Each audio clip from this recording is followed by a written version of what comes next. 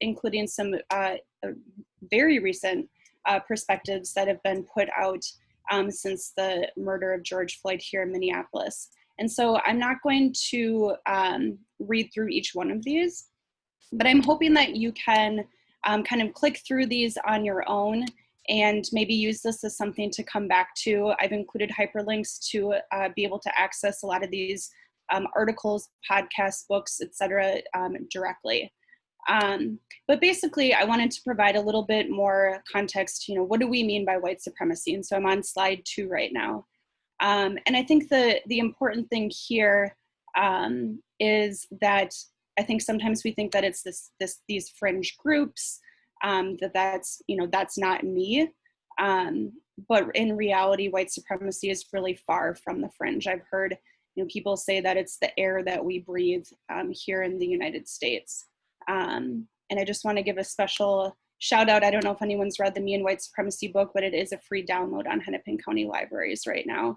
And I've seen someone post here in the neighborhood that they're planning to start a work group or a book club to work through that book, which essentially functions like a workbook with reflection questions and things like that. On the next slide, to dig a little bit deeper, the author of the book, Layla Saeed, says that in order to really disrupt white supremacy, we need to look directly at the ways that it shows up in us as individuals. And that's part of what we'll be getting to a little bit later, talking about the ways that white supremacy shows up in organizations. Yes, it's important to do that, but we also have to recognize that, individuals make up organizations. And so what is that kind of white supremacy and racist tendencies that live in us, those of us who have white privilege. On slide 4 here, Carvel Wallace talks about how white supremacy is basically how our country was created. And so if it's intentionally created in this way, then I think it's intentional to dismantle that from our culture, from our country, from our organizations, from ourselves. The next slide here, slide 5. Sun Young Chin talks about, again, how white supremacy needs bodies, it needs minds, it needs hands, and it needs imaginations to continue its forces. So really just getting at this notion that we as individuals are the ones that perpetuate this. Slide 6, I love a good visual. I love this visual because it really lays out, I think, those things, if we're using the iceberg analogy here, like what are those things that are often like very front and center in what we imagine to be white supremacy and what we kind of have deemed are the socially unacceptable ways to be, to kind of perpetuate white supremacy. And then below this line here, the bottom, you see that the bulk of these characteristics are the covert white supremacy, the things maybe below the surface to a certain extent, but that we've deemed socially acceptable. And I think it's really important to recognize, to name those things. On the next slide, in the book, she goes really in depth into what that looks like on the individual level. And so you'll see, I think maybe a lot of people are familiar with phrases like white privilege, white fragility. Something that really resonated with me reading this book recently was thinking about white apathy and white silence, and how choosing not to say anything is a form of white supremacy and is a decision that we make. On slide 8, it'll bring you to a hyperlink to the article that we're planning to discuss today. So this is really where we get into those organizational characteristics of white supremacy culture and how that shows up in nonprofits, in corporations, really any time that people are coming together. And slide 9 outlines each of those characteristics. The article goes into much more depth, defining what we mean by perfectionism, the right to comfort, individualism, fear of open conflict, and then going into some of the antidotes. You know, what can you do to disrupt that when it shows up in your organization? Slide 10, you know, why should we have this conversation? We've talked about this a little bit. I think everybody on this call should have edit access to this PowerPoint. So if you want to crowdsource some thoughts into this slide, I very much welcome you to do that, as well as the next few slides here when we get into the discussion questions. Something that I heard today that really resonated with me is just that white supremacy is a neighborhood level issue. And therefore it's, you know, essential, imperative that neighborhoods are talking about this. When we think about how our neighborhoods were literally created and divided up and resourced with white supremacy at its core. And so I do see this as something that's, yeah, very important for neighborhoods across our city to be tackling. And then I want to spend the rest of the time really thinking about discussion questions and breaking up into smaller groups where you can talk more with neighbors. Sorry, there's a bug flying around my head down here in my basement. So slide 11, just thinking about, you know, as you read this article, what do you recognize as white supremacy characteristics that are at play in your own life? What do you recognize that's part of KFNA or other organizations that you're a part of or that you're familiar with? And then lastly, I think this one is super important. It's this, what is the action?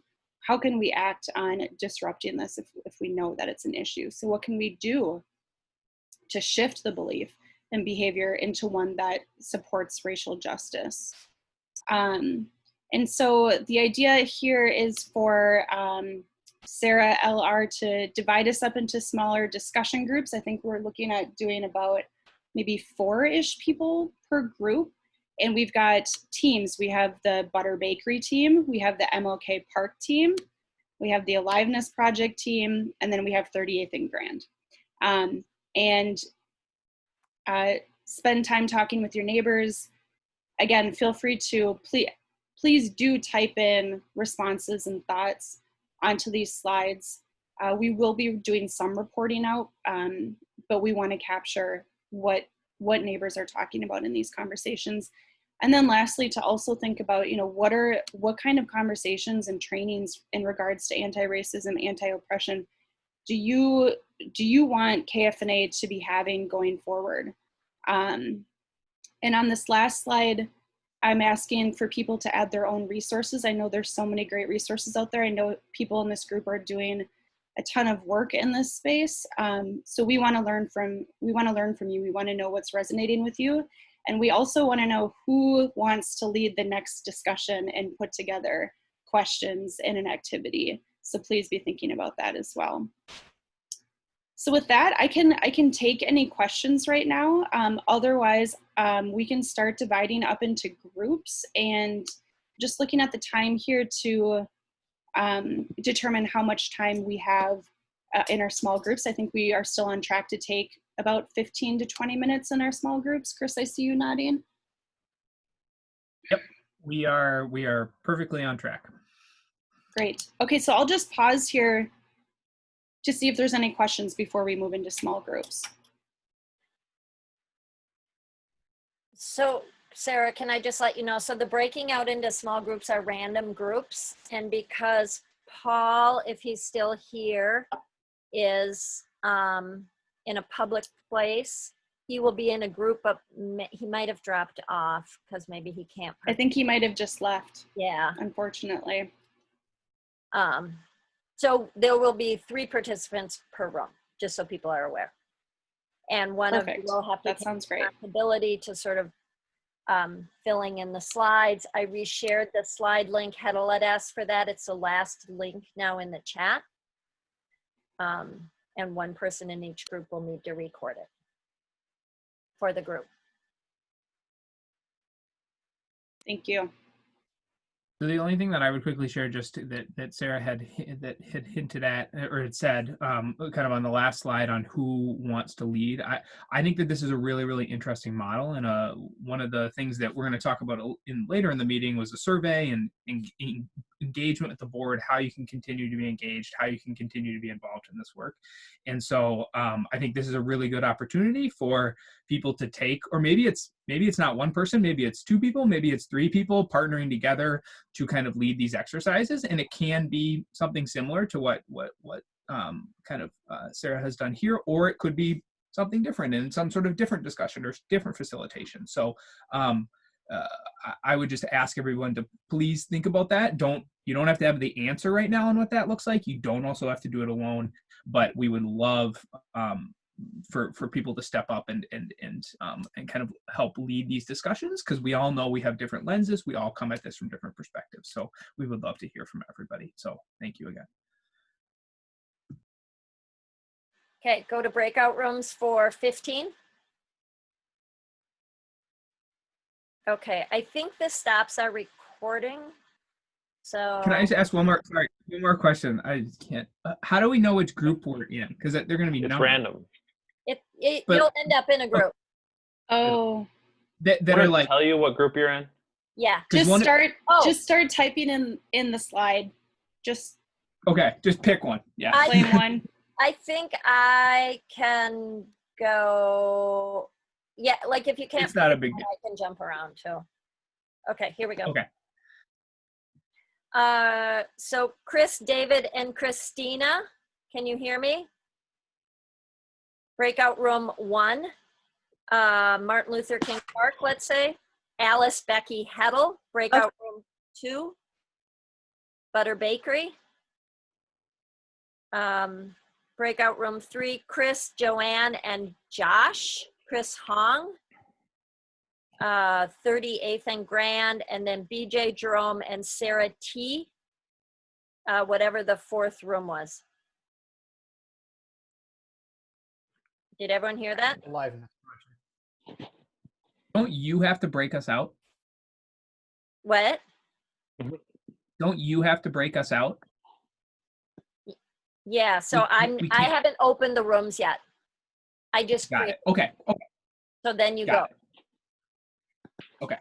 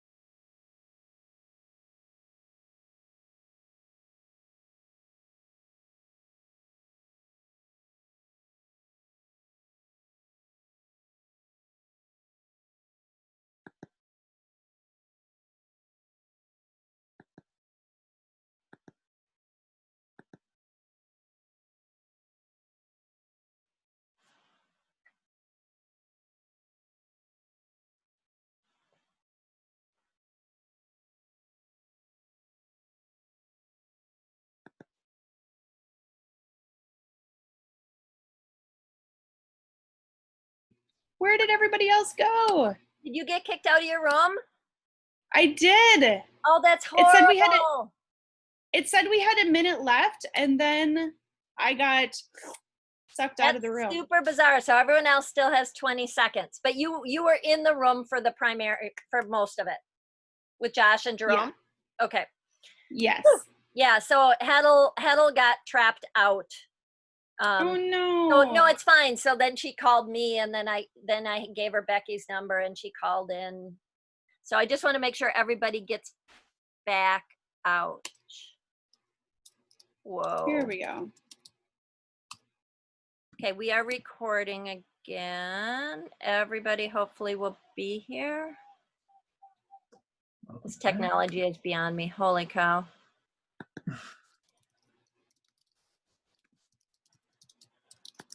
Okay. I think Is we're all everybody back? back?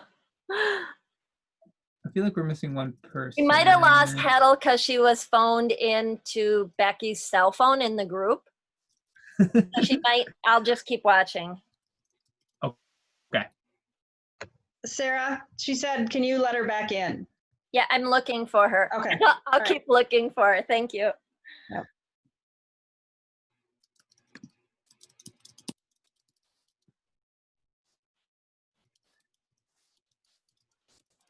We'll wait for her to come Okay. Heddle should be back.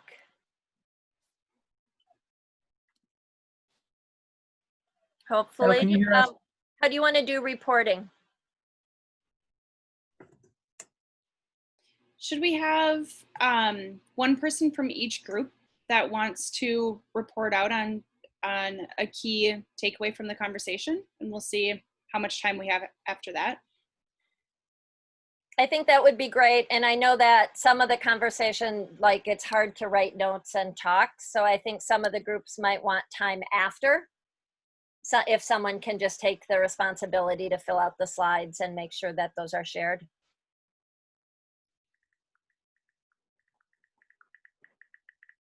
Okay, who was in an MLK Park group?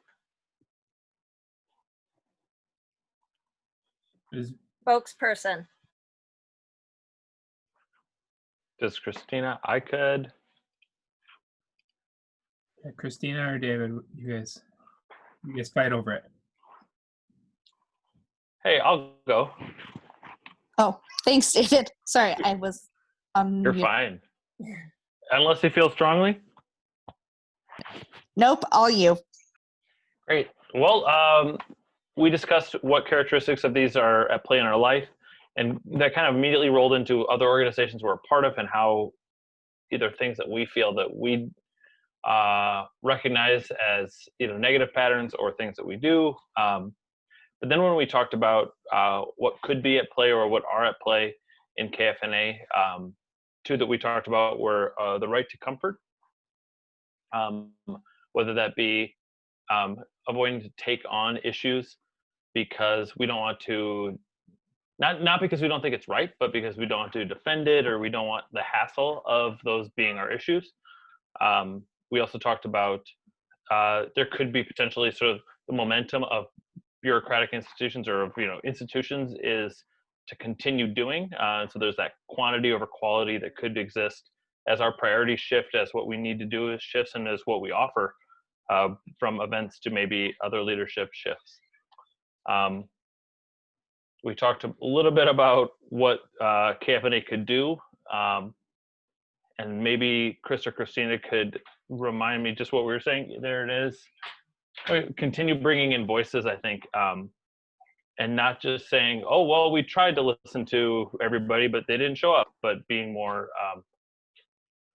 really not deciding things until we get buy-in from the entire neighborhood, especially from diverse populations. Again, not just being okay with offering the forum, but making sure that there's certain set boundaries or set involvement.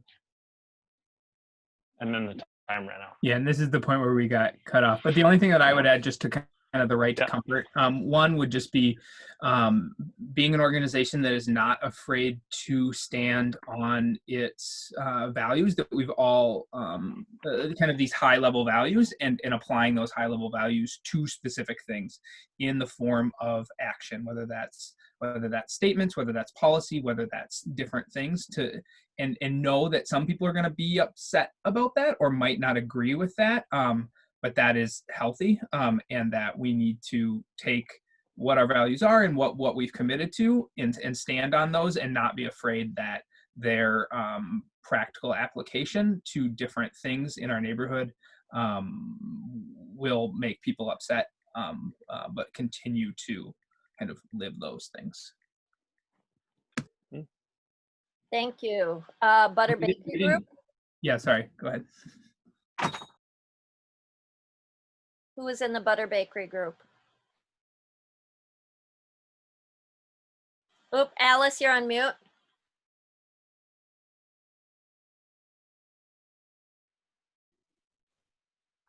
Becky, Heddle, and I, and you for some of it.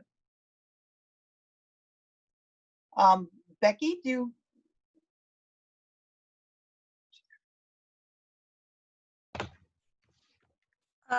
We did not get too far in the conversation. We kind of went down the list. and sort of stopped at sense of urgency, and how just talked about how important it is to actually sit back and listen to people that you're trying to help, and think that you can just, for me, I have a tendency to rush in and just try to fix everything. This is what I'm going to do, and how important it is to actually stop and think about it. Good at as an organization, Kingfield neighborhood anyway. Alice, you have stuff you want to add?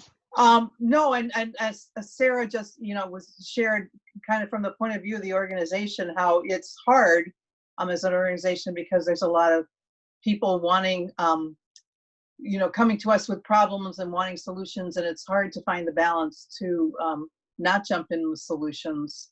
And then for me, I think this pairs with the comfort that, I just have noticed since George Floyd was murdered. I have made a deal with myself that I'm going to sit in discomfort for a long time, because we can't get comfortable and just let things go, but we also can't jump in too fast and try to fix things without listening to the people, particularly the people who are impacted the most by the way things are.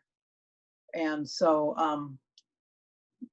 that's kind of how I think I'm trying to go at this period of time, and I think would be helpful for us as an organization to do that too.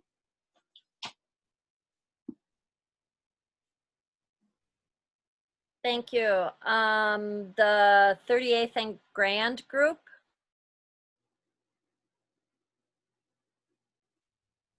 Do you guys know who you are?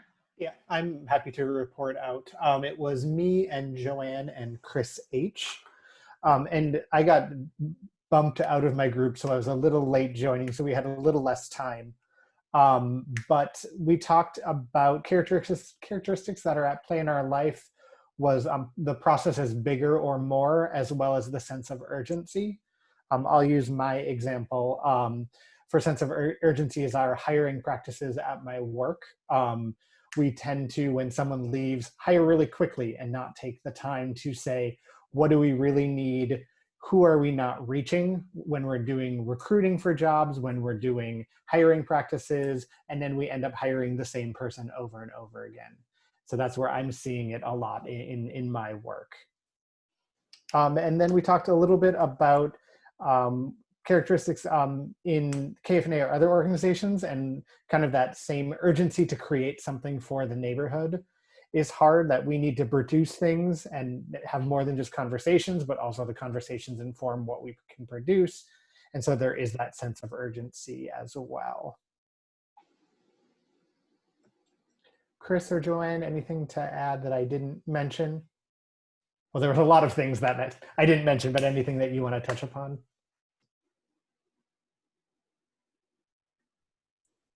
It's good.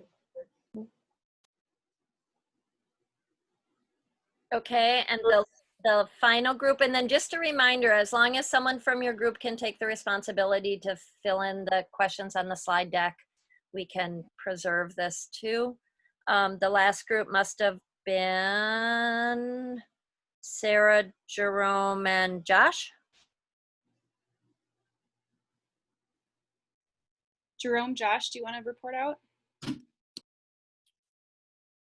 I missed pieces of it for technical difficulties, so if I forget anything, let me know. We talked a little bit about some of the characteristics that we've noticed at play in our lives, sense of urgency, fear of open conflict, and the idea of being concerned about what others will think if confronted with different ideas, and worship of the written word, and prioritizing those elements over opinions and thoughts that are generated in other spaces.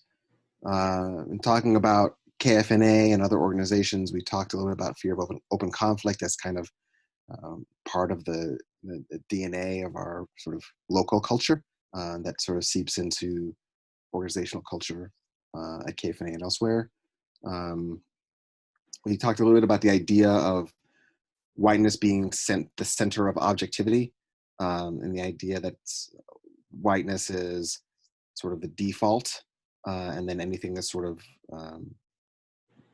punctures that default can be seen as attempting to shift to something specific. The idea of identity politics or playing the race card is sort of two examples of that. We discussed the idea of either or thinking and how it manifests in sort of the structure of how a board operates, and the idea of the yes and no votes. And then the way we think about metrics and what we measure, and how that sort of manifests in quantity over quality, and looking at what we track and whether or not those are the right things, whether year-end reports, if it's looking at the number of people at events and not thinking about who those people are. We ran out of time before we started talking about what the solutions were, so I just rambled for 40 seconds about paying attention to things. But that's as far as we got. Anything to add, my group mates? Cool. Okay, thank you, everyone.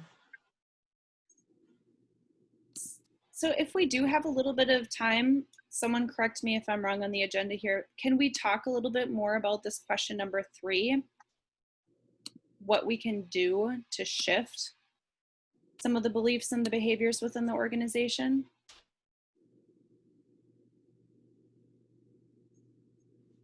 And maybe people have examples from other organizations that they're part of, or if you've read this article with other groups or have developed other practices. We've heard some of them, but I would welcome any other ideas.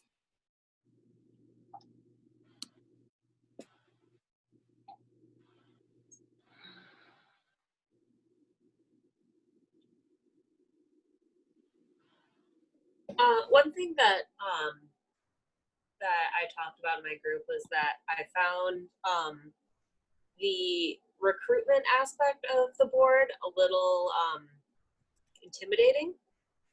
And like I ended up being on the board because of a lot of like very low pressure engagements, and it wasn't from someone coming to my house and talking me into it. And I think when someone is coming to your house with a flyer, it can feel a little like, it feels weird talking to someone when you know that they want something from you. And I don't really have a great way to deal with that, but I do know that it feels a little like multi-level marketing. I mean, I know that's not what it is, but it does have that feeling to it. It's like, yeah, it feels a little like a business in that way.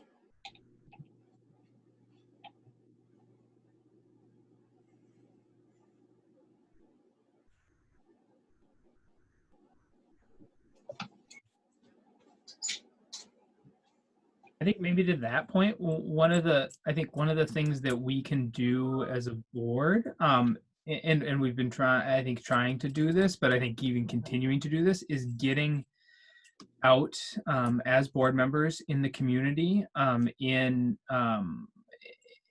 having more of those, to Chris, to your point, like some of those more like low stress, like low key, like in-person conversations with people that isn't just about like, here's something that I need from you, right? Like, please join the board, please come to this meeting, please do this. And it's more like, hey, we've got this, we're doing this, or like, this is a way to get involved. Hey, I'm just here, like, handing out ice cream or whatever. And I know this is actually a point that Sarah LR has talked a lot about in the past, is getting, and we haven't been able to do it, right, because of COVID, but is getting board members out as like representatives of the board, and personally building those relationships in the community. And I think to your point, I think that's something that we really should think about as we are able to, and maybe there's ways that we can do it without doing it in person. I don't know. But like, I think specifically thinking about it when we are able to do it in person, I think that's really good. Yeah, it's just kind of like the never-ending struggle of getting people to be involved in their neighborhood. And I feel weird bringing it up without an actual solution, but I did find that to be kind of unappealing. And I guess I would add, to tag on to both Chris's, tomorrow night is actually our first public event since COVID hit. And there's 28 gardens on the Walk of Gardens. And it would be a great opportunity for board members just to go out and introduce themselves to 28 different homes and thank people for that level of involvement. People are very excited to be sharing their space and their knowledge, and I think that often that's just what it takes, you know, and then asking what else they're interested in, you know. To Chris Hong's point, that might be like trying to hook them into something bigger. But it's a big deal in these COVID times, I think, for people to be opening up their spaces. So I would encourage you all to do that. Okay.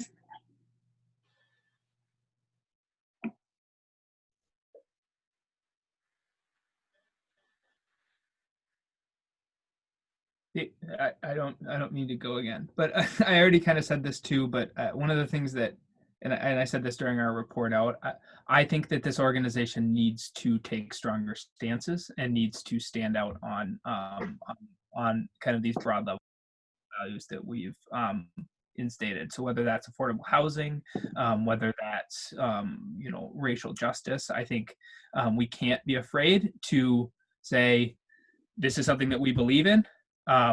This is why we believe it, and this is what we're going to do to support that belief. And this maybe gets to Chris's point too, tying it all back together. People will see that. This is my belief. See this organization as a place that things happen. Out on those things, not, you know, not that we just kind of sit back and we're not taking stances. So I know that there's some there's some things that we need to consider when doing those things, but I think we need to be better at that, and we need to be more deliberate about that, and we need to not be afraid of that. And we'll talk about that in the next section with the executive committee, but that's something that I really strongly believe that I think hits a couple of the points and a couple of in the article itself. So. If I can add something too, and then I do want to caution that we have a guest joining the meeting in about 5 minutes, so we should prep a little bit before he shows up. But I love the idea of looking at different metrics. And the group I was in with Alice and Becky and Heddle for a bit was talking about this. I was really just sort of shocked how much of our reporting to the city is just like bodies and numbers and events and things and you know, trying to prove our value to them. And I think it's a super interesting spin back to them about why do neighborhoods have to prove their value to the city, and how else could we be looking at the work that KFNA is doing in the community, and why that should just simply be supported as an asset to the city.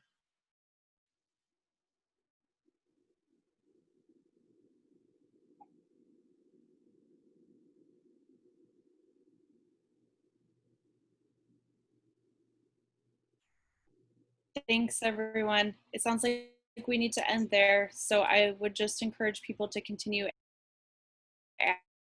adding content to the slides and make sure that we're continuing to talk about this as an organization and to, you know, name things and talk about things when we see and experience them. And I just want to put in one final plug to slide 17 here, to add resources and to also think about volunteering to lead and create some resources and conversation for one of our future meetings. So thank you all. Awesome, and thank you, Sarah. I think we'll talk about maybe getting, recruiting or continue to talk about who maybe can, or what group of people want to do that for our next meeting. But know that I will be bugging people. Sarah will be bugging. Well, I'll be bugging the executive team. Everyone will be bugging you. So please think about if that's something you want to kind of kick off. So. Sarah, can we do executive committee really quick, and then because Tane was coming in when?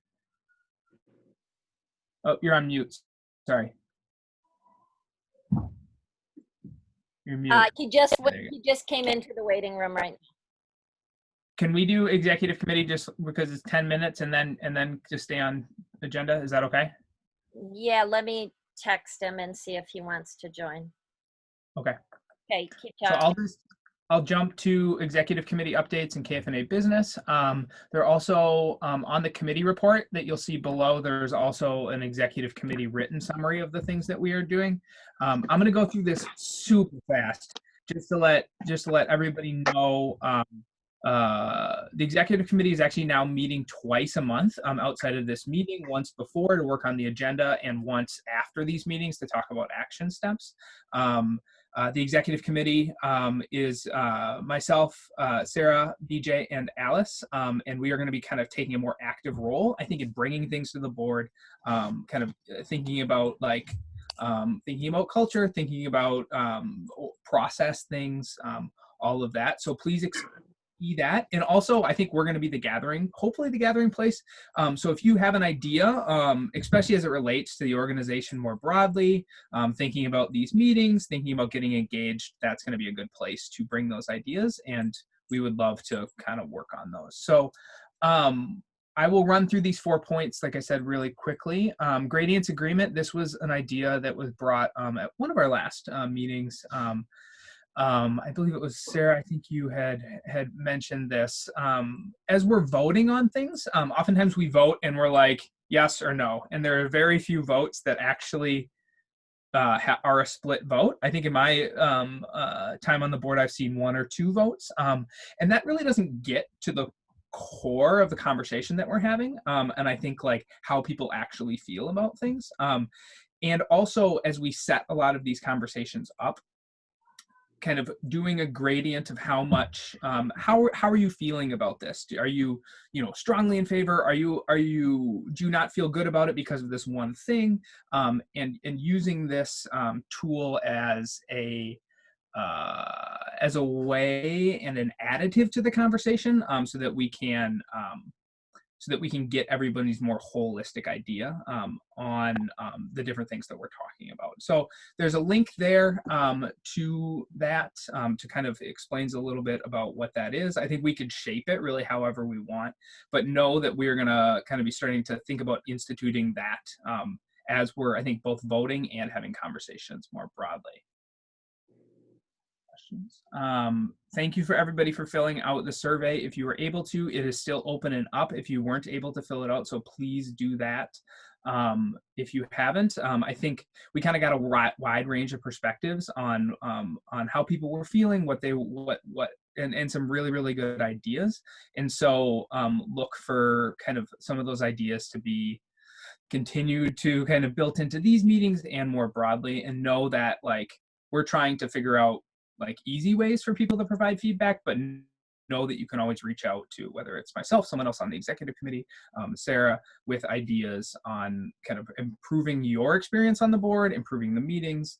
And maybe what we can do is maybe summarize. I can maybe leave that survey open for another few days, and then summarize those results for everybody so that everybody can see kind of generally where we're sitting with that. Are there any questions on the survey or the first 2 points before I jump to the last 2? or anything that executive committees members want to share. Okay. The PPNA stance and future position taking. This is more kind of some of the, I've already talked to this twice about position taking. We were presented by a community member, and as a lot of you know, there's a sanctuary, an encampment. There are people living at different parks now. The Minneapolis Park Board has essentially said that people will not be evicted from those spaces. That was due to some organizing, both at Powderhorn specifically and in other communities. And so KFNA wrote a letter in support of PPNA, which is another Powderhorn Park Neighborhood Association, who was pretty much asking for elected officials to step up and saying, you know, we are working right now in Powderhorn to help support those that are living in the park, but this is not a long-term solution. So if you go to the committee report, I added in the language that we had written there, and we wrote that was from that kind of like stance was from the executive committee. So one of the things that we're talking about as an executive committee is where does the board need to take a stance on things? Where does the executive committee need to take a stance on things? Where can staff just kind of make statements? And so we would be very much open, and I think that maybe will be a conversation that we'll have both of the executive committee and the whole board on where are those lines drawn, right? Like this was I wouldn't say fairly simple one, but it was very well supported by a lot of the other policy and stances from KFNA around affordability, around affordable housing, just around basic human dignity. And so that's going to be the letter that you saw there. And then one of the other final things that we've talked a lot about, for those who don't know, and maybe I think I'm still on time. National Night Out. National Night Out is officially a Minneapolis police organized function. The police keep the block contacts and don't share those with us. It's an event that was supposed to be based, you can go on the National Night Out website and see it. It's supposed to be based around kind of community policing, police getting out in the community and connecting with community members, the idea of community policing. How successful that has been in National Night Out, in my opinion, has been limited to none. I don't know, I'm sure all of you have been to a National Night Out event. I don't know how many police officers you've seen at those events. I've seen very few. What we as an organization, and I think a city as a whole, need to figure out is how we move forward with an event like this. It seems to me, and also this is also in the context of COVID as well too. So it seems like the city and the police department are moving forward with the event, and whether that will be on August 15th or what is it, Sarah, September 15th? Yes. August 4th, okay. September 15th. September 15th. So those are the two dates that are up there right now. We as an organization, I think, need to figure out if we want to support, endorse, and promote an event that is organized and supported by the Minneapolis Police Department. And so that's something that the executive committee talked about. When we had our last meeting, we did not have an answer on even what was happening. Sarah has been working with NCR to figure out what's even going on.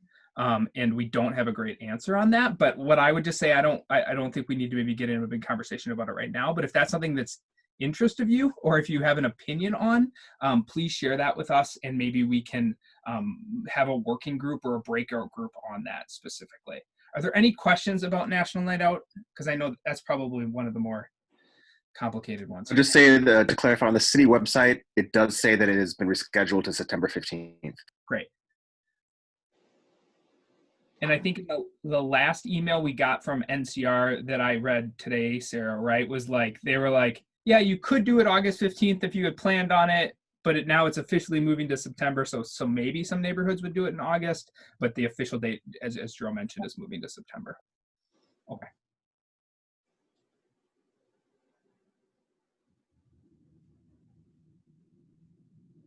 Any other feedback or input from executive committee members of things that I missed or was wrong about?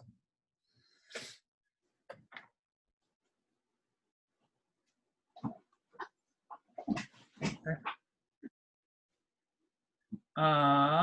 Then I will kick this over to the staff committee and board members. We knew that we were going to have a heavy schedule, so that links to the committees. I guess maybe let's do staff first, since we have Tane on the line right now. Sarah, do you want to kick that off? Yes, I do. So we have a guest, Tane, if you want to join us. Tane Danger is a Kingfield neighbor, a recent homeowner after being a renter in the neighborhood. So Tane had approached me a couple of weeks ago. So as sort of background, KFNA has a grant program called Community Initiated Grants. It was set up a dozen years ago as a way for small pots of money to go directly to neighbors to organize community ideas, ideally not utilizing a lot of staff time, but still building community between the organization and neighbors. There's a block program aspect of this, which is up to $1,000, and there's a community program aspect to this grant that's up to $3,000. And it falls into like these acceptable things that NRP can fund, including boulevard and alley beautification, all related to safety, basically, community events, crime and safety, cleanups. And generally, a few times it's been used on the block level for things like motion lights, or we watch out for children barricades or something due to traffic. But not very heavily. Normally it's a tool used by KFNA when a good idea comes up to say, ooh, this could be funded, it's coming from the community, and this is a way to move this quickly without having to go through the really top heavy NRP downtown strategy creation process. So Tane works with an organization called the Theater of Public Policy. They were holding conversations on getting uncomfortable talking about race. Tane can describe that more. I attended one that KFNA promoted because it was happening in the neighborhood. And after attending it, recommended to the executive committee that Tane be encouraged to apply for an actual community initiated grant to continue these conversations. So he's jumped through the hoops to do that. It's in the board packet in a complete folder now. And so he can talk to you more about the programs that his improv theater group has been holding and what he hopes to provide to the community through doing this. Thank you.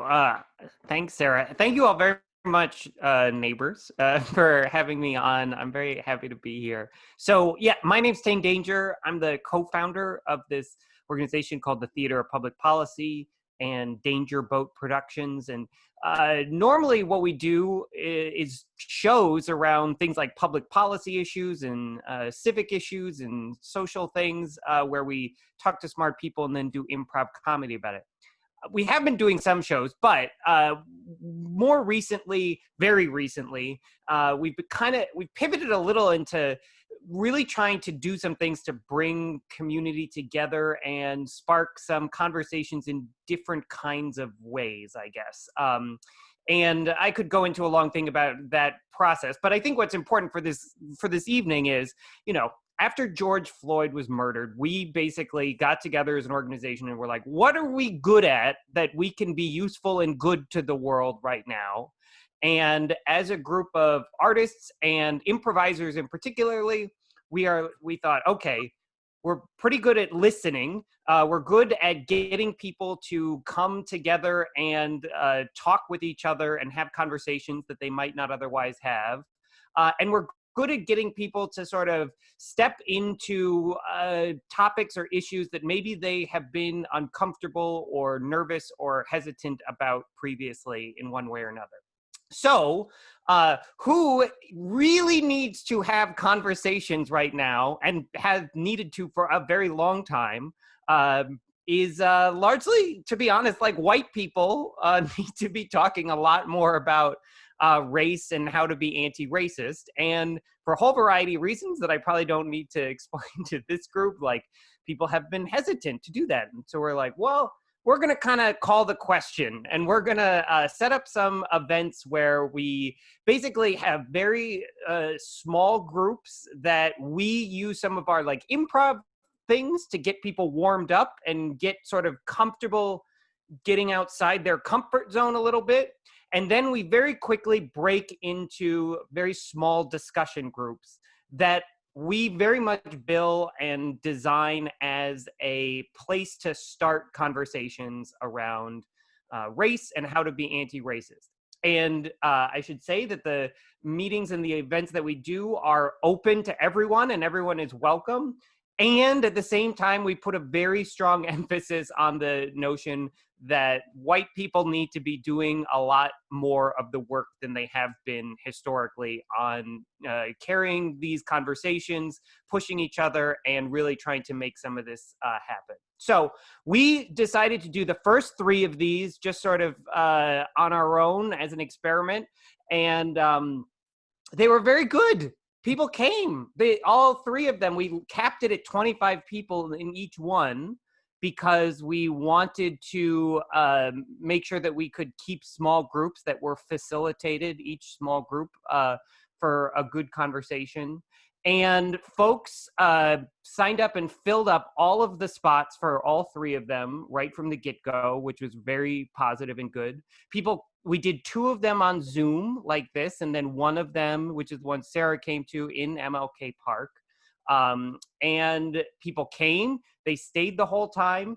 And I don't want to like sort of oversell this, but they really did have conversations that were very powerful and moving to me, because I think people were very willing to be vulnerable and open and sincere about things that they admitted just by being there and then out loud while they were there were hard and challenging for them to talk about out loud. And I would also say that one of the cool things about them has been that we have a very wide range of folks who come, from folks who have been really leaning into this kind of work for a long time, and have read all the books and done all of the study and have people that they already talked to about this, to people who literally have come and said, I have never really talked about this out loud with other people before. And seeing those two that spectrum of people come together in the same place has also been really neat, like, to use sort of a lame word, in the sense that both, obviously, there's a lot of learning for the folks who are new to trying to talk about some of these things out loud. But then also for even the folks who like really have been doing this and have leaned into this work for a long time, I've heard from some of them, it was really valuable for me to be in a space with people who are like new to this, to sort of practice, like, how do I talk to them? How do I talk about something about like white fragility with someone who has never like had sort of a conversation about that before? And like, how do I think about that? So after we did the first 3, and there was like, as I said, they all like were at capacity, and we had people who still wanted to do more. I talked to Sarah as well as some other folks, and there was clearly like a desire to do more of them. And so that's kind of why I'm here, because we want to do more of them. We would like to be able to do it in sort of a good sustainable way with a partner. Like, this is what's really valuable to me about potentially, hopefully getting to say that this is something that, you know, the Kingfield Neighborhood Association is supporting, is because we could keep just doing these on our own as like the theater of public policy, but we really think that like it lends a lot to us getting to a larger audience, bringing new people into the conversation, and just being able to sort of spread it out farther to be able to say, and it's got the support of this neighborhood organization that you're a part of or you know about and things like that. So that was sort of a whirlwind for me to talk about a whole bunch of different things really fast. But I don't know if I pause there and if there's questions I can answer or say more about specific aspects or anything at all. So if I can just jump in. So the request is for a $3,000 grant that would be given to Danger Boat Company, I think it is, Corp. Productions, yeah. And that it's actually a partnership grant with the Lindale Neighborhood Association. So it would be a series of 6 sessions, 4 in person at dates and times to be determined, but the summer soon, and 2 on Zoom in both of the different neighborhoods. And Linda will be asking for half of the funds to come to KFNA. So basically it's a $1,500 commitment from each organization. And the interest in doing that was a sort of a loose conversation I've had with Tane about like, and then what? So yeah. People meet for 2 hours, they have this conversation, they've started on this path. How do we offer to them to continue the conversation? What comes next? Possibly that's something that the Theater of Public Policy comes up with, sort of a second step. Or maybe it's also and other things that, you know, some of you are finding in the community are other options for how to get people started and engaged in this work. Yeah, if I can just say 2 things about that next step, because it is an important piece, is one, at the ones that we've had so far, there are people who come to them and say, okay, I want to stay connected with the other people that I met here today or this evening. And so that has been largely informal, as I'm sure you all are seeing all over the neighborhood anyway, but it has kind of had some impact that way of people making some new connections and saying, we're going to start meeting more regularly as a small group ourselves. And I think that there's some informal networking that we can do that way.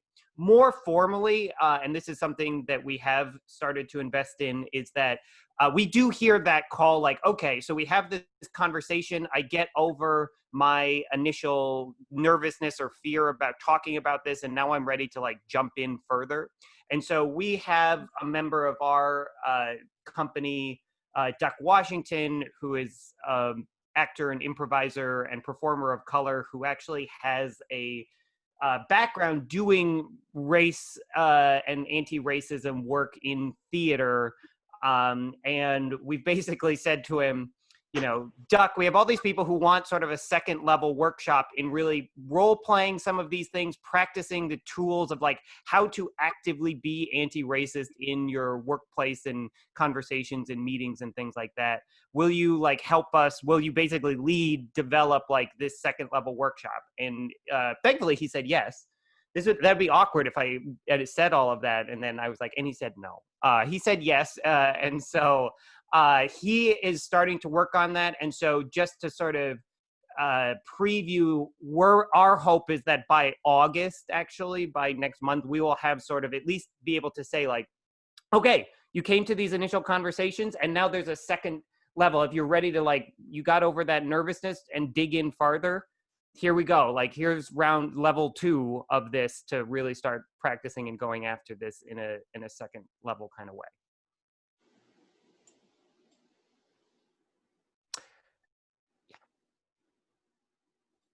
Just a kind of procedural question, Sarah. Is this something that the board needs to approve, or is this how has this worked in the past? Yep. So the way that community initiated grants are written right now is it's a board approval.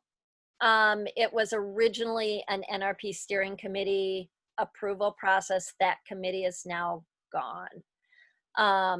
So it would be this group approving this as a project that KFNA, well, according to Tane, KFNA would be a partner. I don't know that that's technically in the paperwork. We would be a sponsor. Sponsor. I'm sorry, I'm bad at language. That's yeah. okay.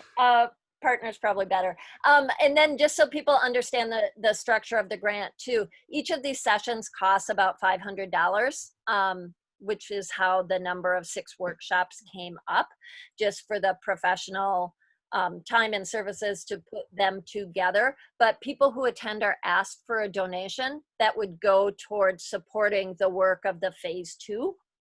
Yeah. Supporting artists of color. I don't know if it's just Duck or if it's other people that he decides to work with and employ. So yeah, and just to, it's not just come to this everyone in the neighborhood and do this thing for free. When you register, there's a request for a contribution for some yes. And so, yes, just to underscore that, the 500 for each one basically largely covers the facilitators, because we try and have at least one facilitator for every 5 or 6 people. So there's at least 5 facilitators, and then there's some back end things because we have like sign up pieces and somebody to just run the logistics and stuff like that. And then, yeah, just to underscore what Sarah was saying, we are very deliberately saying there's a thing at when you sign up that's like, you can make a donation, you can also come for free, and that is totally fine. But we say, if you want to contribute, here's where, like, pay what you feel like this is worth to you, and then we will put that money into a pot for basically our performers of color. The first thing that we're doing with that pot of money is for Duck and some of the folks that he's decided like to work with to develop this second stage workshop. And then I guess it kind of depends on like how well this all does and how much people contribute. Like if there's more money to do with after that, then it's sort of earmarked for those performers of color to do additional things that we'll kind of see what they are. We don't know at this point. So.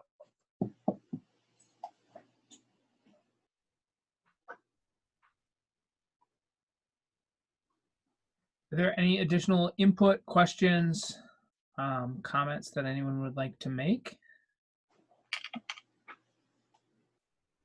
Endorsements? I have some questions. So thank you. I appreciate you putting together this proposal and coming to talk to us today about this and for leading the other sessions. And I completely agree that white people need to talk about this and take action. So maybe I have a question for you, Tane, and then maybe a couple of things for KFNA to be considering that don't necessarily need to be answered, but just to be kept in mind. Is just if it's groups of white people having conversations about anti-racism led by white facilitators, what is the accountability to Black, Indigenous communities of color? The great analogy that I heard today is, would we leave solving misogyny to a group of men? And that like super resonated with me. And is something that I am definitely examining in my own life in terms of who I'm in conversation and community with. And so what is there, it sounds like with version 2.0, there's definitely like working with Duck, having him kind of develop some of this curriculum, but what is that immediate accountability for groups of white people? Yeah, no, that's a great question. And it's a good analogy. I mean, so I think that there's a couple things that we've talked about a lot in this regard. I mean, one is, well, I maybe it's easiest to talk about this in terms of like things that come up sometimes in these conversations, because one of the questions in the facilitated conversations that we ask is, why is it important? Is it important for white people to talk to white people or push white people on racism or anti-racism?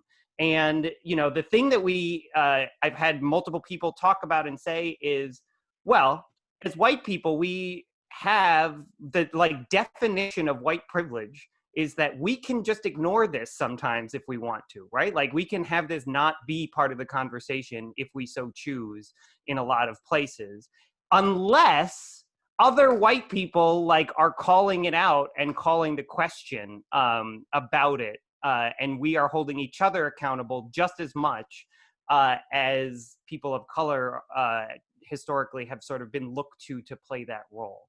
And so I think that I hear like the question, and the only piece that I'm trying to like think about how the analogy works is that we definitely don't think of this in terms of like, well, this is like the job now of like white people to solve alone. Like it's not sort of like we're saying, oh, okay, well, because we're doing this, like this is now white people are going to solve racism. Like finally, white people are coming to the rescue to solve racism. It's actually, I've said this in at least a couple sessions where it's like, oh no, like there's a lot of white people who basically need like a remedial class sometimes in like anti-racism things. And I hear over and over again from people of color, especially people of color who work in this industry, that they are sometimes like really exhausted by having to do that remedial work all the time. And so I mean, the call that I have heard and what we're basically responding to, I think, is something where it's like, you all like figure some of this out to begin with, and so that we don't have to do those beginning steps for you, so that then like we can actually engage and have a conversation once you've sort of gotten, I don't know, through step one of some of this. So I think that the conversation is always like focused and centered around like why is this important to you individually? Why is it important to us as a group? How is it that we do, one of the questions that we asked, the last question, is about like, how is it that we hold each other accountable? And trying to shift it from, I mean, we explicitly say at the beginning of these that for a long time, the impetus, like the sort of, I don't know, instinct, and I think that sometimes it's out of a good place, and I think sometimes it's probably out of a lazy place or a bad place, is, oh, I all of a sudden am awoken to the idea that racism is real. I'm going to go find a person of color to like explain it to me and like help me figure it out. And that is sort of, it is perpetuating racism to do that, because it's sort of saying like, okay, the whole world is stacked against you. Now can you also like help me like figure that out for myself? And so I don't know, that's a long-winded answer to that, but I think that it's a good reminder and a good question. And it is something that we sort of hearken back to in the conversations and whatnot, and then really trying to emphasize to people that this is like the beginning of a journey for folks, like that this is sort of like, we call it in sort of the subheader, like a good place to start for that reason, because this is very much intended of like, this is a place to start, and then our job, and the reason that we end sort of with the question of like, and then what are we all going to do from here, like to keep this going? That was a great answer. Thank you.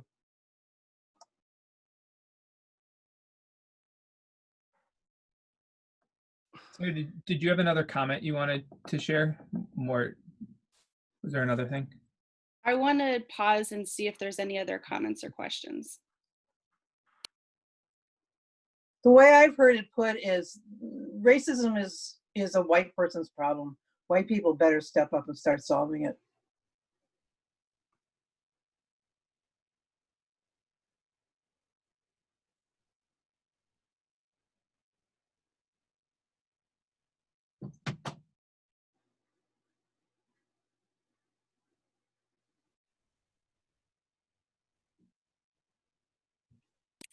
Hedel, you're on mute. Are you talking right now?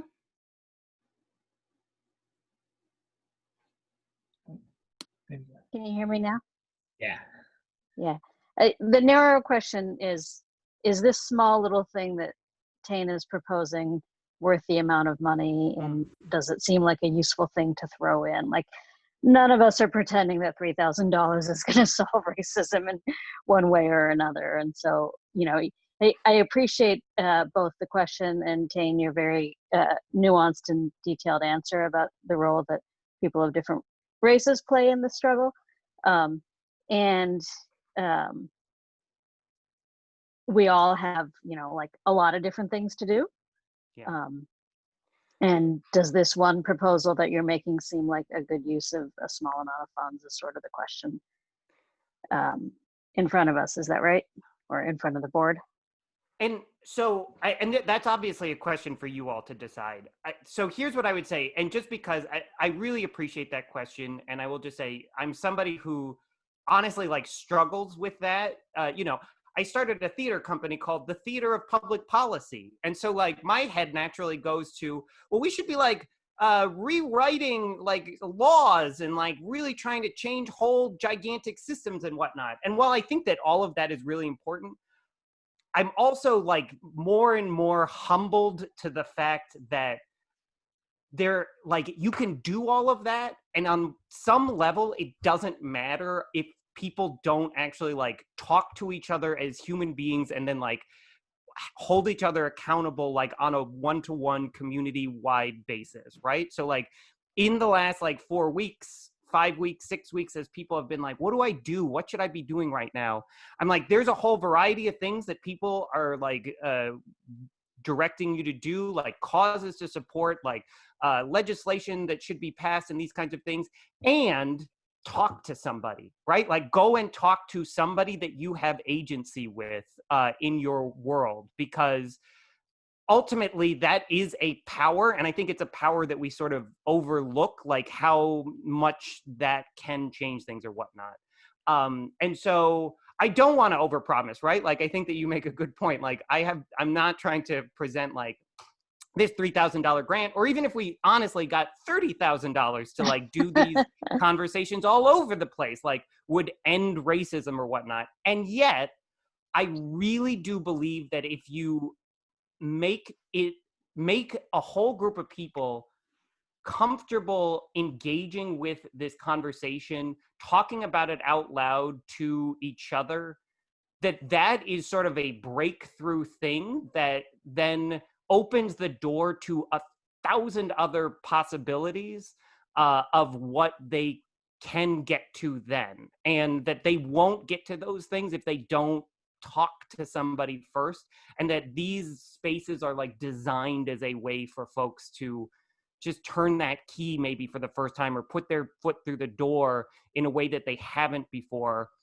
And then my hope is always, I keep using this, which probably is problematic, but I'm like, I want this to be like a gateway drug to anti-racism for people, right? Like I want people hooked on this, where they like try it out and they're like, ooh, yeah, this is actually much better than I thought it was. So I'm going to do this constantly and like be a spark that way. So yeah, like I said, that's a big question for you all to answer, if this is a good use of funds that way. But I don't know, in having done like public policy related big conversation things for a really long time, I just keep coming back to ultimately, like it's the reason people hire lobbyists, right? Like, and hire, and people go and protest and have big groups of people go to their lawmakers and things, because ultimately, like, that's how we make sense of the world in a lot of ways, is just how we talk to each other about these things and whether we're comfortable with that or not. So that's where my head is in terms of that kind of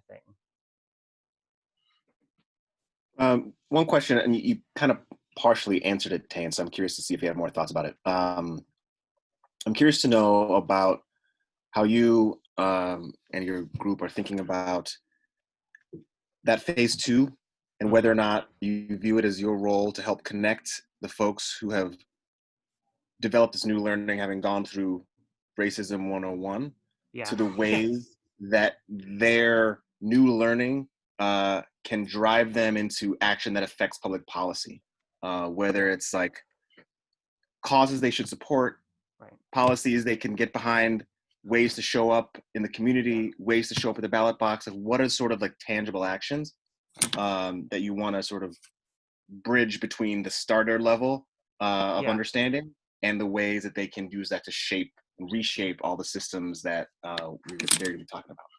So yeah, that's a great question. And it definitely is a thing that we think about a lot, again, in thinking about the work that we do.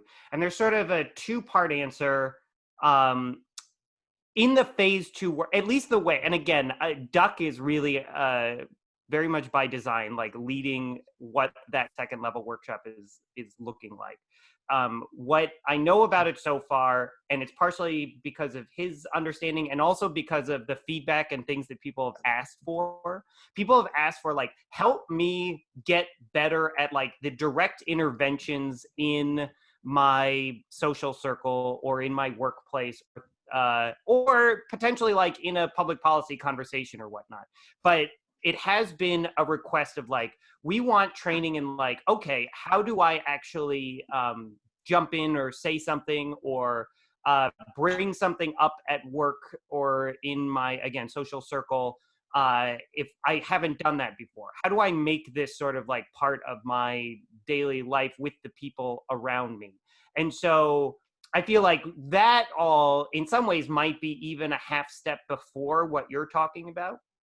I'll say, like, to more directly what you're talking about, I mean, that's sort of like what the mission of the Theater of Public Policy has been for a long time, is to really try and show and like folks the impact and the sort of voice that they have in the public policy process, in the sense that we started the show in the auspices of, I think a lot of folks assume, oh, you know, public policy is something that is made by a group of like powerful people downtown and it has nothing to do with me one way or the other. I don't really get into that one way or the other.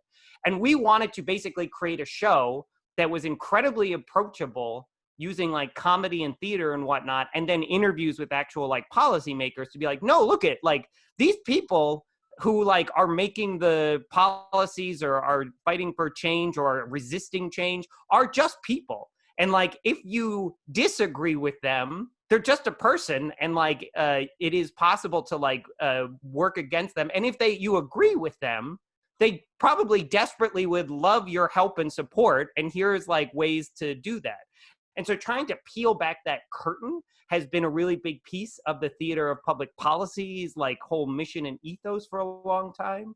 And then one of the commitments that I've made coming out of some of these conversations is that, you know, we have all kinds of like policymakers and people who are leaders in social and cultural and even spiritual and religious spaces.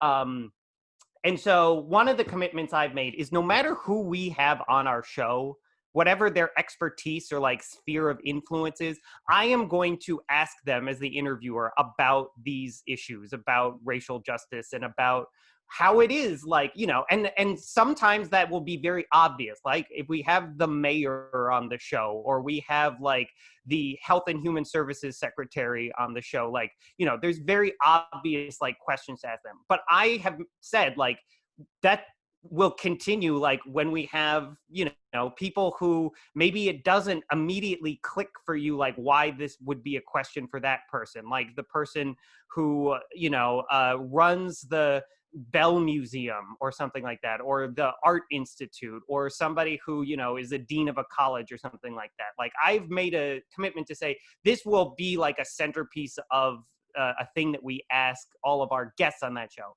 So I guess to maybe map like the answer to your question is like, you're right. This is very much like stage 1. You could maybe even think of like what we're calling stage 2 in regard to how you're thinking or framing it, is like that we're almost still like a half step before that. And then like some of the other work the Theater of Public Policy is doing is hopefully answering some of that. And then honestly, it's like kind of a continuing journey from there. We've, in the first sessions, one last thing I'll say is that we have really tried to point people to other organizations that are doing different kinds of work in the community. So places like Penumbra and Pillsbury House, and we have a lot of friends in Blackout Improv and some of those kinds of spaces to say, you know, this is, again, a place to start, and like now go and like here's some information about these and the kinds of work that they do, and like keep going from there. So I don't know if that helps.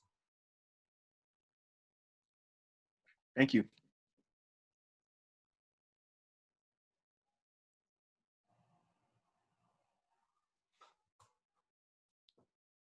Any other additional questions or comments?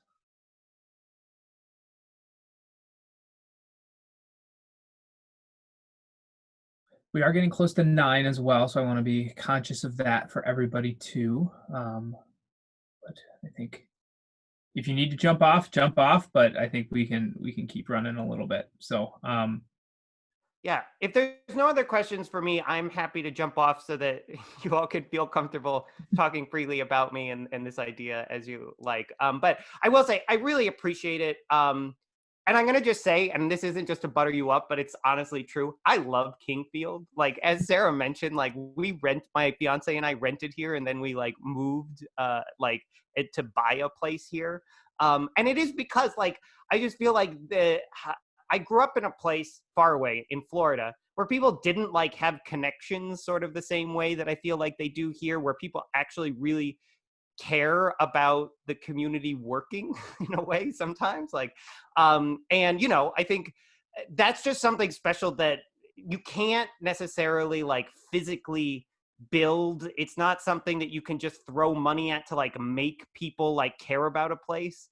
And I do feel like people care, and the fact that they have like shown up to just these initial ones of these that we've done shows that people really want to like do more and do better. And so, so I don't know. I'll just say, like, as dark and challenging and sometimes hard as, you know, this whole year has felt like, there are these like bright spots of people are stepping up and wanting to be better, which is, I think, very powerful and cool. And I see it right here, like in our neighborhood, which is particularly cool and moving for me. Okay, I'm gonna disappear if there's no other questions for me. Okay. All right. Awesome. Thank you all. Yeah, thank you so much for joining in the presentation. Okay, thank you. Have a good night.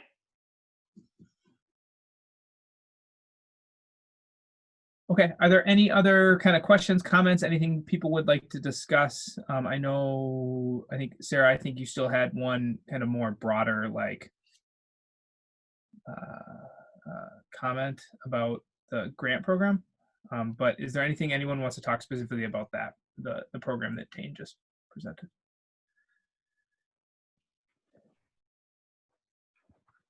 Even if it's that sounds good. I think it sounds awesome. I wish I would have gone to the one at MLK. Sarah, with 4 people absent, how does voting work? Are they do they abstain, or are they no's, or is it just who's here at the meeting? Yep, so there's quorum. So it's a majority of who is here is a support. And this maybe also, although we just presented it tonight, is an example of levels of agreement too, right? Whether this is a 5, like you fully endorse, or it's agree with reservation. Maybe it's you agree with reservation, but you're like, you really want to make sure that, you know, these second and third phases are really executed, and that's your agree with reservation. Or it's you would disagree, but, you know, and you wouldn't want to see it happen. So, you know, we can do that as well too if people want to kind of use that as a voting mechanism, or if there's more general agreement, we can vote in a traditional way. So, yeah. I would say, just quickly up front, I am a person who agrees with the reservation. I think $3,000, you know, is not insignificant. Again, it's not a ton of money, but it's not insignificant.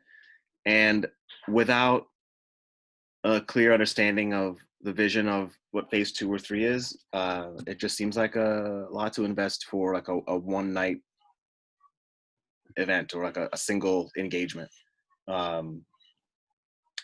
So that's just a little editorializing from me. So if there is a way for us to vote with numbers, I would appreciate that. I think that would mean you're a 4, at least according to the website. Agree with So can I just answer Jerome's question? Because Jerome, I think you were off for a moment. So just to clarify, it's a $3,000 grant for 6 sessions. Okay. So 25 people per session, and it's in partnership with Lindale. So it's $1,500 from each organization. Okay. Thanks, Sarah.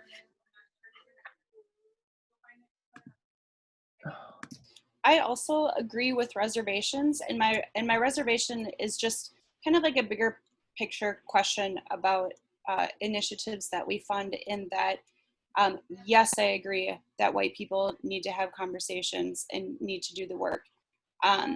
We are using KFNA funds to pay for a program that is for white people, and one could make the argument that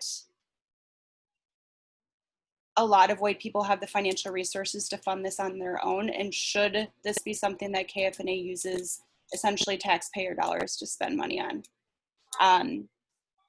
That's a bigger picture conversation, and you could also argue that this goes to benefit BIPOC communities. However,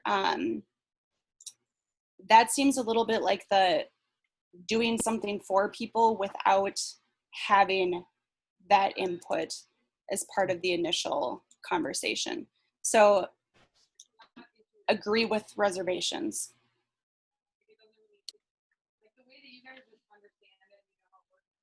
I'm also in a similar boat to Sarah. I think I agree with all those points. I also and this is something that Sarah's actually brought up, and I think we talked about yesterday too, more of a structural and a procedural issue with this grant program, and who knows about it, right? How do you actually do it?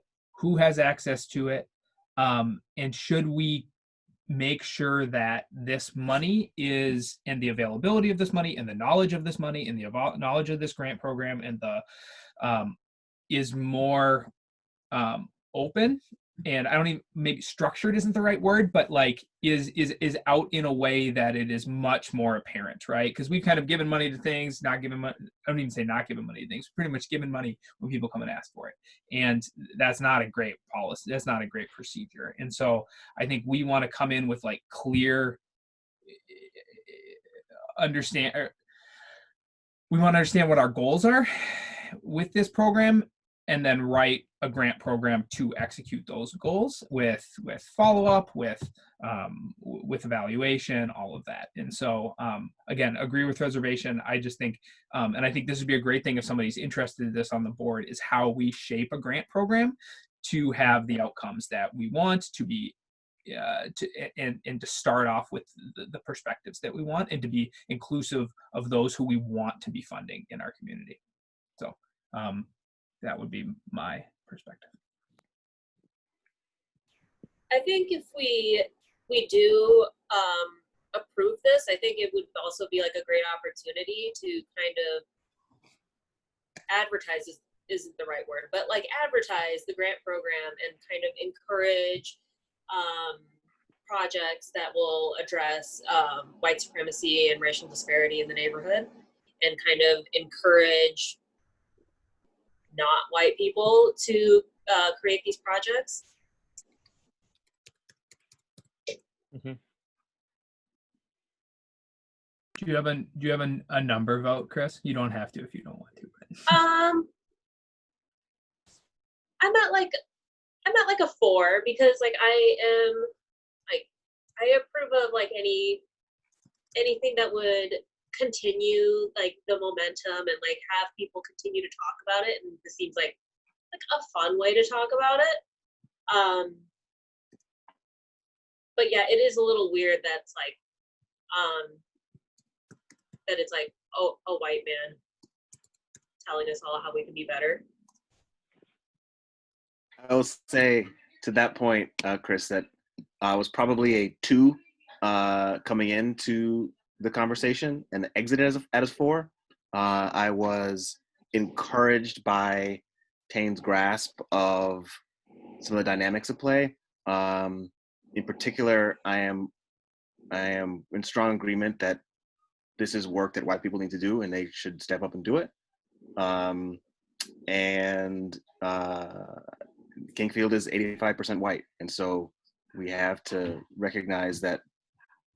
We have to recognize that, even though there's tension that I'm holding in the fact that, you know, these are resources that we have the responsibility to disseminate in a way that matches our values. And so sending it to a, you know, a white-led organization that is largely white, not predominantly white.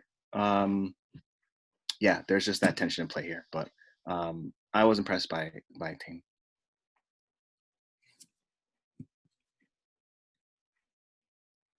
The other thing that I just wanted to say that Jerome just reminded me of too is thinking about this is, and I think Chris mentioned it, and a couple of people have mentioned it about, you know, us being a affluent neighborhood which has the privilege and the people who could pay and fund for this. I think as an organization we need to be leaders in that and saying, you neighborhood, if this is something that you value, we need your help funding this. We need you to step up your program that we are funding as a neighborhood organization. Please, whether that's funding this program specifically or giving money, like so that we can fund other things, you know, too. I think that is something that we need to do and be more explicit about. So. And so on that point, I would say Tane is super open in my conversations with him about tweaking how they do things. And I would say that looking at this as one potential option as a first step and asking people to donate up front, someone might throw $10 in the hat. But I think that coming back after with the survey and ideas of actions, or if you found this valuable when you attended it yesterday, please donate more. The people I was in small group with, and even looking at the other groups, I think would have put in more after coming out of it. You know, so those are interesting ideas that I think they're totally open to looking at. You know, and I think that those first step actions are hard, you know. Oh, I can do this for free. Oh, it's only a couple hours. And then if you're like, wow, that was great, I want to do more. You know, there are people who are on that level. Okay, I really want to be conscious of time because it is 9:10. And I'm just leaving this running because I know it's an important conversation, but just I'm sure people don't want to go until 10. So can we, I guess, do we want to vote on this? How does everybody feel? We can vote 1 to 5 and everybody can throw a number. Maybe throwing that number in the chat is the quickest way to do that. Can we do that? Unless anyone really wants to talk about their explanation for why their number is. I'm gonna say, I shouldn't have said that. If anyone wants to talk about why their explanation for their number is, please do that. I put my number in the chat, but my one question is, you know, we talked a little bit about in our earlier conversation about characteristics of white supremacy, and one of them was urgency. I just heard about this tonight for the first time. I don't know if others have heard about this previous to this or have had other conversations with Tane about that. Is there a reason why we have to make this decision right now, other than the fact that this is our meeting time? And my other question to that is there a mechanism by which we could get more information from Tane or from Duck about the other aspects of the program that would help me change my number, for instance?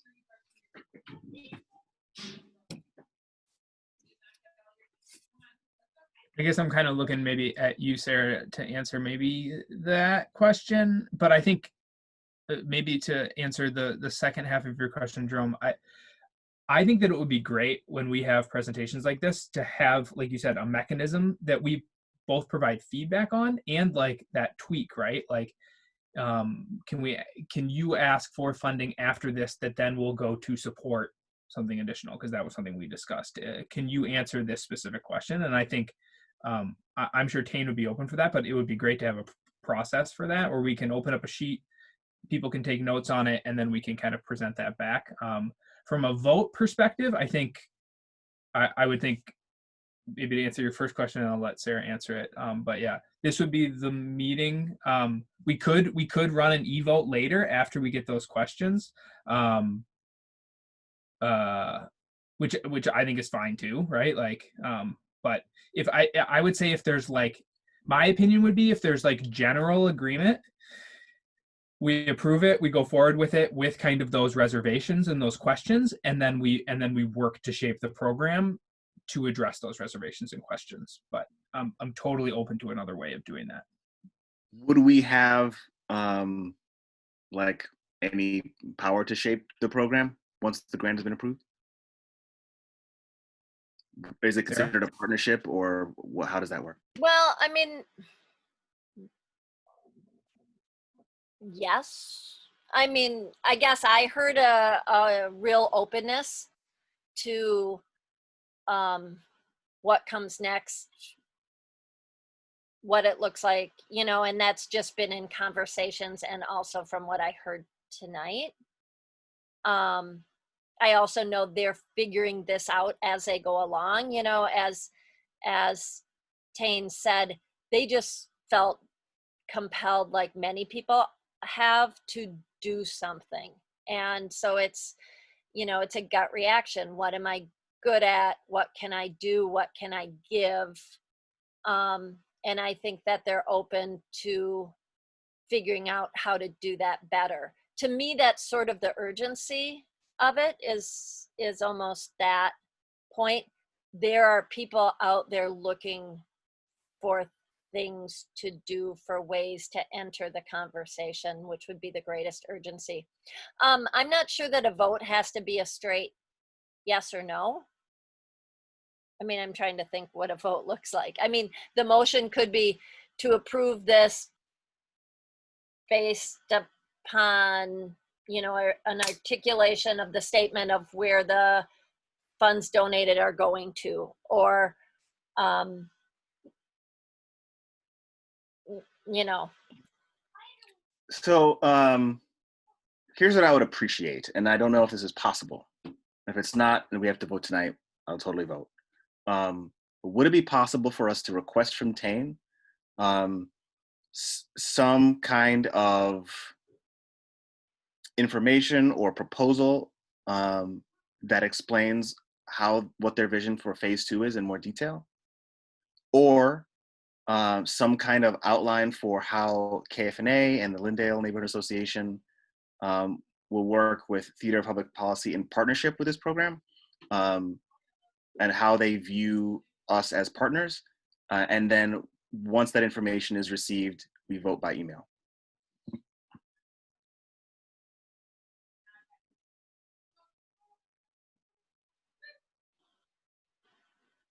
So I heard that as two different things, right? Yeah, I think, sure. I guess it's an either or. Right. Really. Absent that information, I would think a clearer partnership outline would be useful to me. But if they do have a clear vision that they're ready to share about what the next steps is for the program, that would be plenty. So I guess my concern on that one would be that Duck, who's really developing the second phase of the program, wasn't present in this meeting and may not be as far along that path as this program, which has already had 3 sessions, is. So to me, the easier path would be approving it based on an agreement that this is a partnership and that KFNA can be included in those conversations, and I don't know, assessing the framework before it's rolled out by Duck. If that's what's on the table, then I'd absolutely, that sounds fine.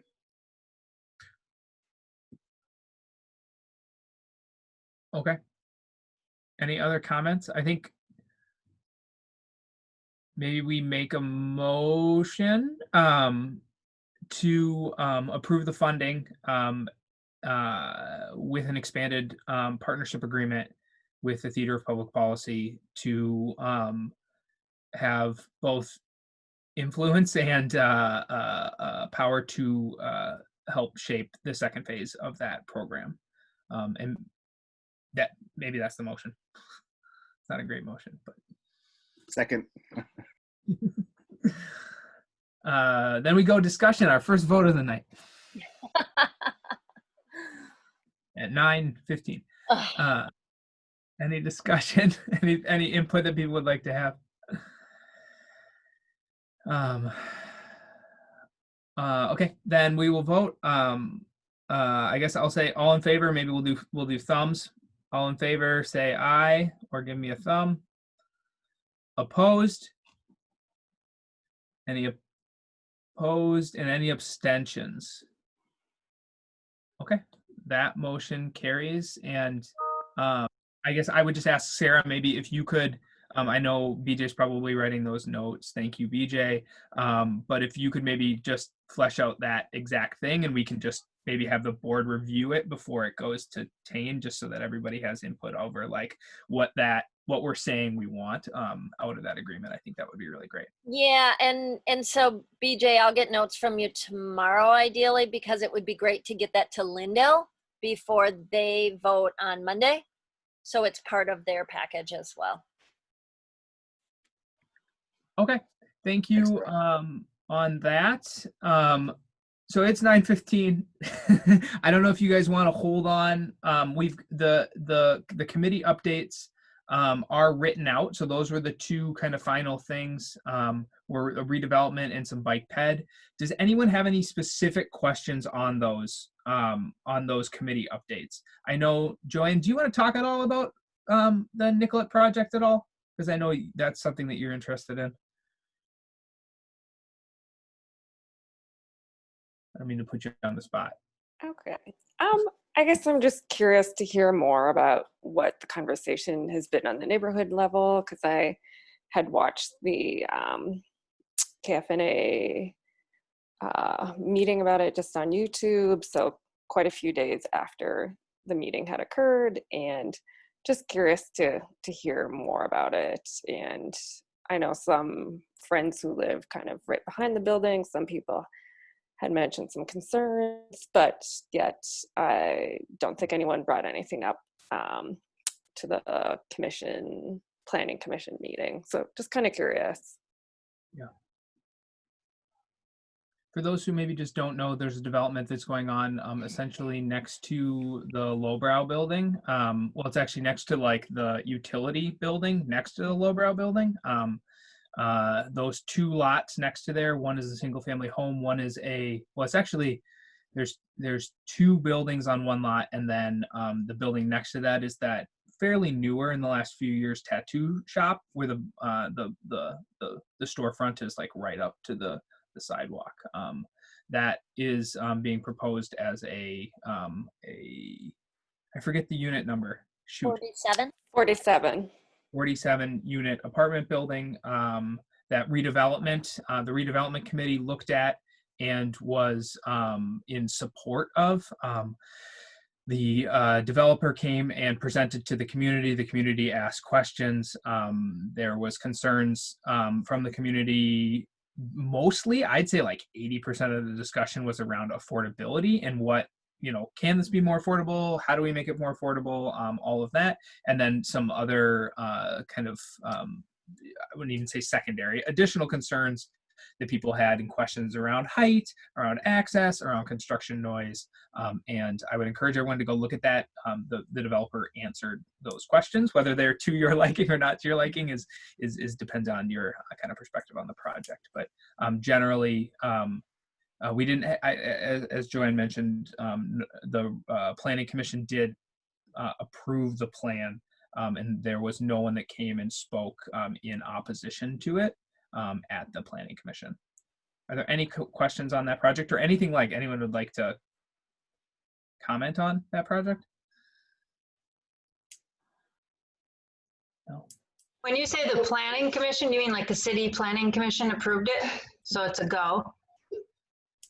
Yes, unless it the final step would be the city council planning committee, and I'm not even sure if it goes to them if that decision doesn't get appealed.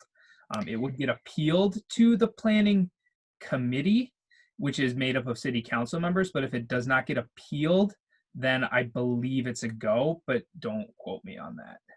Yeah, I just read about it today, and there's 10 days to appeal the decision.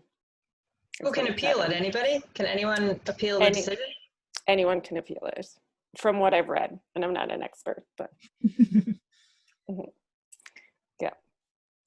So yeah, and I think how you mentioned the affordable housing, it would be good to understand that more on the future projects that are coming up and just how that relates. And for me, I had read in the Southwest Journal for this building, this one at 42nd and Nicollet, that there's 30% kind of in the affordable range of 65 to 75, the area median income. I'm curious what the rates will be for the other units that aren't in that affordable range. Like, will they be really skyrocket very high, or, you know, at 90% AMI? So it'd be interesting to hear some of that from the developers also.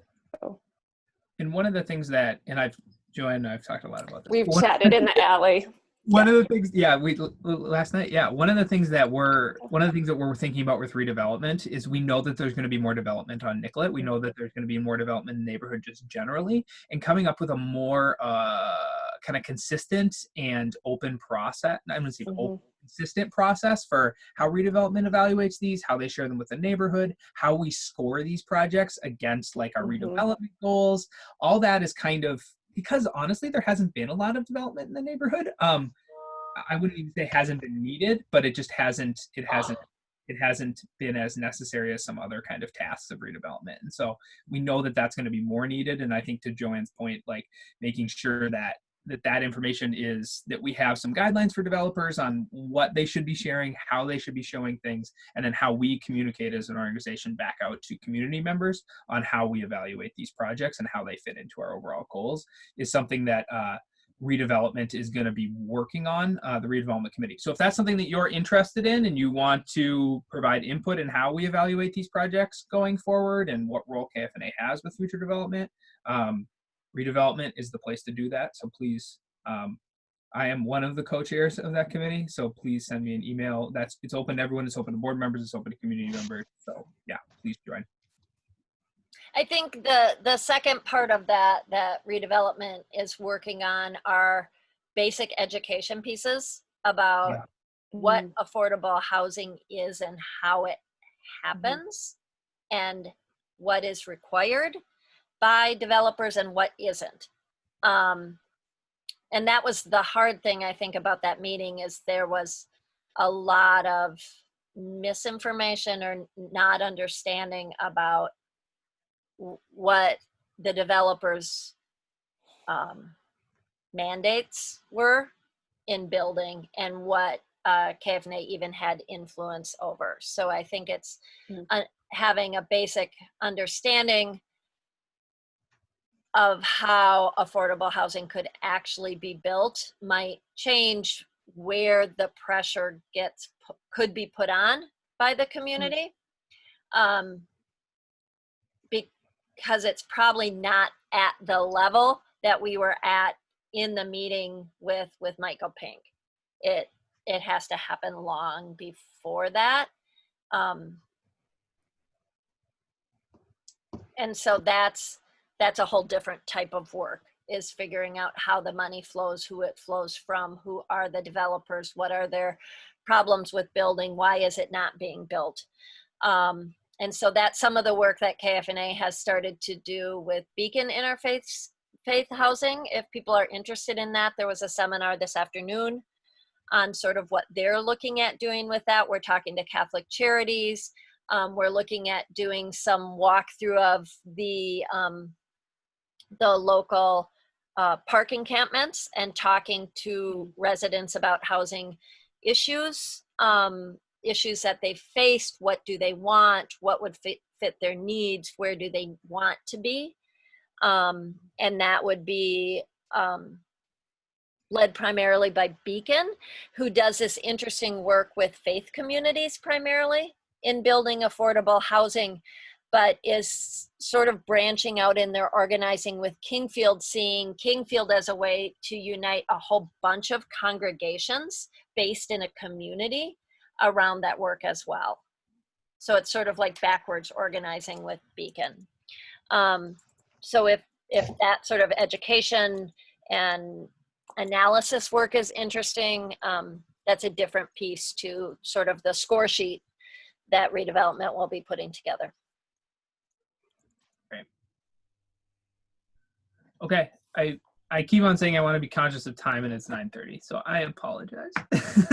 I think this has been a really good conversation. I hope everyone's gotten a lot out of it. I think we've gotten through pretty much everything that we wanted to on the agenda.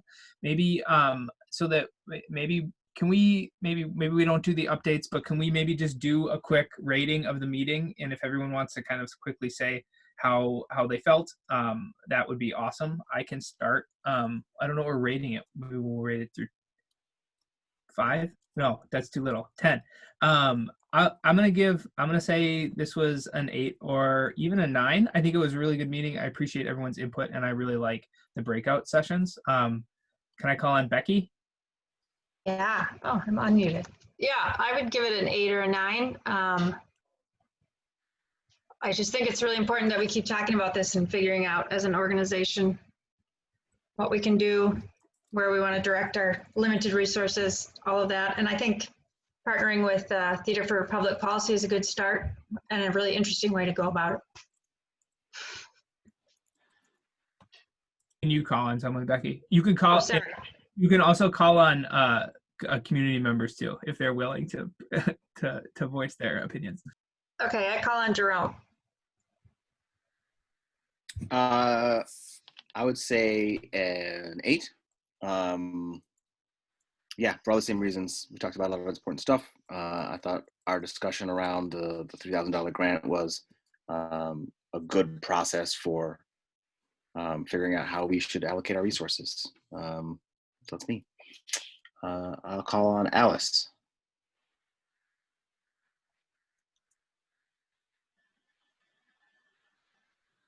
I'd say about an 8. I think the thing we can work on is maybe setting the agenda so that we have time to have the deep conversations. So maybe we need to do just more of the updates through written communication so that we have time.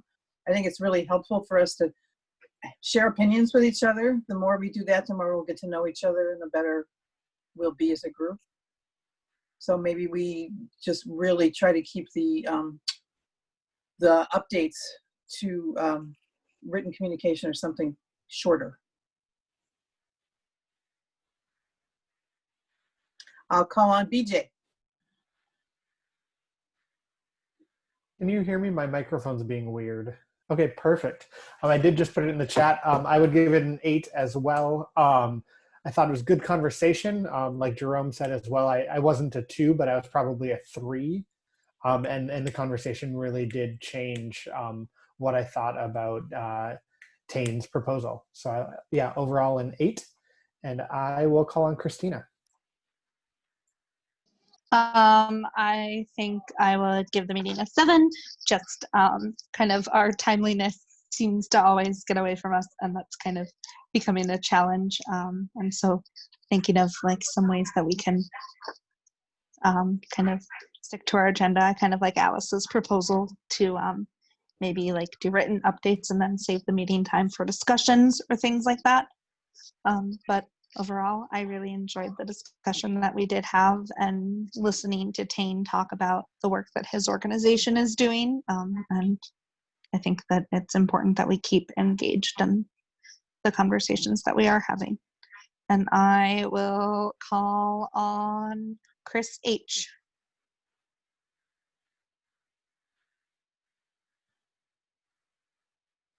She might have dropped off. Oh, she dropped. I will call on Sarah T.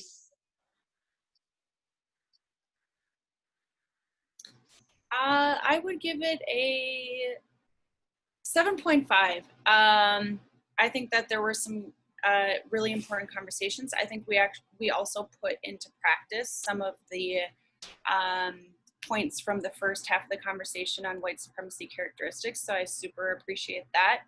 And I think it was super fun, I think, to do gradients of agreement and gauge where people are at by having them include their vote on a scale of 1 to 5. And we kind of did like half announcements written, half vocally.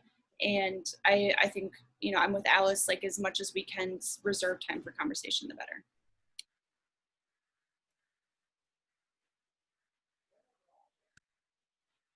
You got to call on someone, Sarah. Huddle. Hey there. I'm it's the journey and the process, not the destination kind of person. I think this meeting, even though I hadn't been in the last meetings in a while, showed a lot of exploration and figuring out things together and moving towards new systems that fit this set of people. So I'd give it a 9. And Brad, did you go? Just looking at my screen. I already went. Oh, Brad goes by BJ, yeah. I think you've got David and Joanne left. And maybe Josh. And maybe Josh. I forgot about Josh, sorry. All right, David? I will give the meeting a 7.5. I really loved that we had some reading ahead of time so that we could talk about substance in the meeting. I love the small breakout sessions so that we all get a chance to talk or kind of like get us talking. I'd love to work towards timeliness of the meeting, but I know that also means that we need to speak more in it. So I thought it was a great meeting. And I will call on Josh. Or no, let's call on Joanne.